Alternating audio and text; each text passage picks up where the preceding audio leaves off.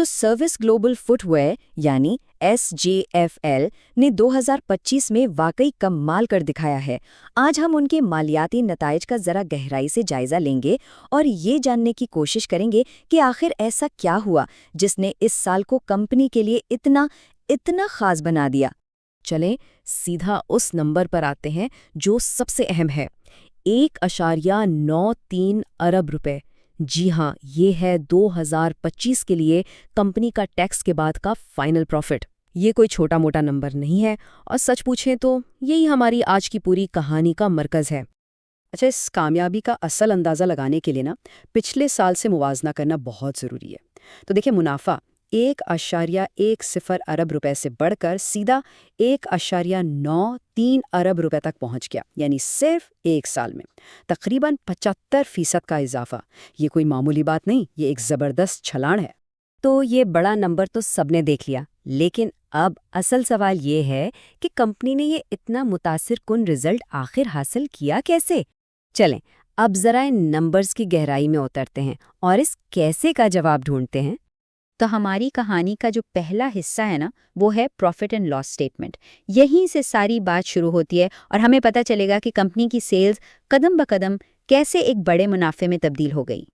किसी भी कंपनी की कहानी सेल्स से ही शुरू होती है और यहाँ हम साफ देख सकते हैं कि नेट रेवेन्यू 17.4 अरब पे से बढ़कर तकरीबन 19.9 अरब रुपए हो गया।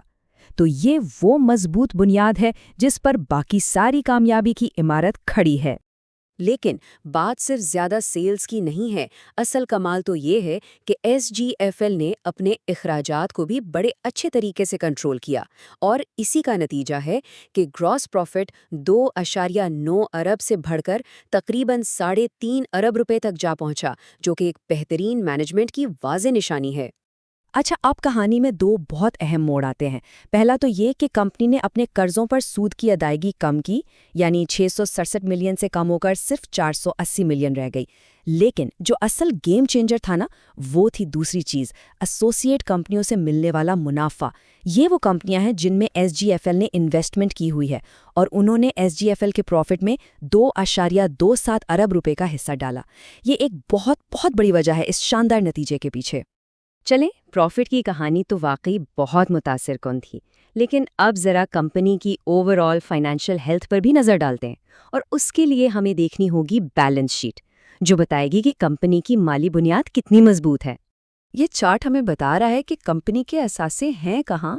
तो देखें, तकरीबन आधे असासे लॉन्ग टर्म हैं, जैसे फैक्ट्रियां और मशीनरी वगैरह, और बाकी आधे शॉर्ट टर्म हैं, मतलब कैश और स्टॉक। ये जो बैलेंस है ना, ये एक मुस्तहकम स्ट्रैटेजी की निशानी होती है। तो खुलासा ये निकला कि कंपनी के टोटल असास से 19.2 अरब से बढ़कर 20.7 अरब रुपए हो गए। लेकिन इससे भी ज़्यादा अहम बात पता है क्या है? वो है इक्विटी में इजाफा। मतलब असासों में से जब सारी लायबिलिटीज़ निकाल दें तो जो हिस्सा असल में शेयर होल्डर्स का बचता है वो 7.2 अरब से बढ़कर 8.4 अरब हो गया है। इसका सीधा सा मतलब ये है कि कंपनी सिर्फ साइज में बड़ी नहीं हुई, बल्कि माली तौर पर और भी ज़्यादा मजबूत हो गई है। आखिर में सबसे अहम सवाल कि ये सब कुछ उन लोगों के लिए क्या मायने रखता है जिन्होंने इस कंपनी में पैसा लगाया है। चलें देखते हैं कि कंपनी की ये शानदार कारकर्दगी एक शेयर होल्डर को कैसे फ़ायदा पहुंचाती है। और ये रही वो खबर जिसका सभी इन्वेस्टर्स का इंतज़ार होता है। कंपनी के बोर्ड ऑफ डायरेक्टर्स ने हर शेयर पर 2 रुपये कैश डिविडेंड देने की सिफारिश की है। ये उस बात का पक्का सबूत है कि कंपनी अपने मुनाफे को बराह रास्त अपने शेयर होल्डर्स के साथ शेयर कर रही है। आखिरी और सबसे अहम नंबर पर जाने से पहले एक छोटी सी लेकिन बहुत अहम टर्म समझ लेते हैं, अर्निंग्स पर शेयर या EPS। बिल्कुल आसान लफ्ज़ों में ये वो मुनाफा है जो कंपनी अपने हर एक शेयर पर कमाती है और इन्वेस्टर्स के लिए ये एक बहुत ही अहम मैट्रिक है। और ये नंबर्स ये पूरी कहानी का खुलासा हैं। अर्निंग्स पर शेयर यानी EPS 5.37 रुपये से बढ़कर 9.38 रुपये हो गए। ये तकरीबन डबल है। इसका मतलब बिल्कुल साफ है, कंपनी का हर एक शेयर अब पिछले साल के मुकाबले में कहीं ज़्यादा कमा रहा है और ये मुनाफा सीधा सीधा शेयर होल्डर की वैल्यू से जुड़ा हुआ है। तो खुलासा ये है कि 2025 बिलाशुबा सर्विस ग्लोबल फुटवियर के लिए एक बेहतरीन साल रहा। मुनाफे में ज़बरदस्त इजाफा, बैलेंस शीट में मजबूती और शेयर होल्डर्स को भी एक अच्छा रिटर्न, सब कुछ बेहतरीन था।